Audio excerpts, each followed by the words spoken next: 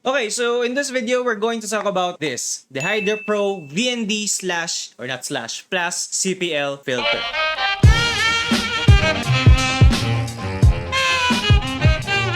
Now once again guys, I'm your host, I'm Guyver, and welcome to Tech Cool Videos, and this is probably the best VND filter that you can get in the market that is so underrated. So let's just jump right into it and let's talk about the pros of having this filter. Now the first one is, this filter is actually affordable. You can get this for around 80 bucks, but if you get it on sale for around 60, and I got mine for that price, it's really not gonna break your bank, and you can say that it's actually comparable with the KNF filters, but we know that those filters has a little bit of problem. Now, the second thing that I love about this lens is it has hard stop. Now, if you're going to buy an affordable filter, sometimes you're gonna have that kind of filter that doesn't have a hard stop, and you're gonna have this cross X pattern if you turn the filter too much. So having a hard stop prevents that, although there's still quite vignette issues which we're going to talk about in the other segment of this video. Now, the next thing that I love about this lens is it has CPL. You might not need it, and for me, this is the first time that I'm actually gonna be using the CPL, because in my filming journey, I haven't really used one and it didn't bother me, but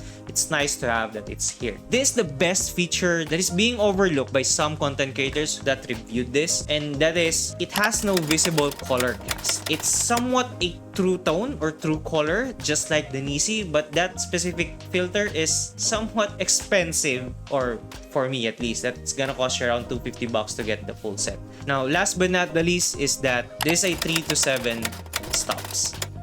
What's so good about that? Well, the usual filters that you're gonna get is around 1 to 5 stops and 1 to 16, but there's a lot of testaments that having too much of a range kinda ruins your footage, and having that little much of a range doesn't really do you good. So having something that is in the middle, which you can use a faster lens, f1.8, even f2, in different scenarios, and you're not gonna need another filter. That's why I said that it's probably the only filter that you're gonna need, is quite nice. Now, let's proceed on the things. There's quite few that I didn't like about this product. Now, the thing about this is, I mentioned that there's some vignette that's happening, and that's only when you try to move the CPL glass. Now, take note that I've only noticed this when I'm shooting straight into the sky with those blue clear sky, and it's very visible if you're in the wider focal length, but as soon as you go a little bit on 30 and 40, it's not really visible enough. And basically, you can adjust this, can remove it somehow when you adjust the CPL quite well. And the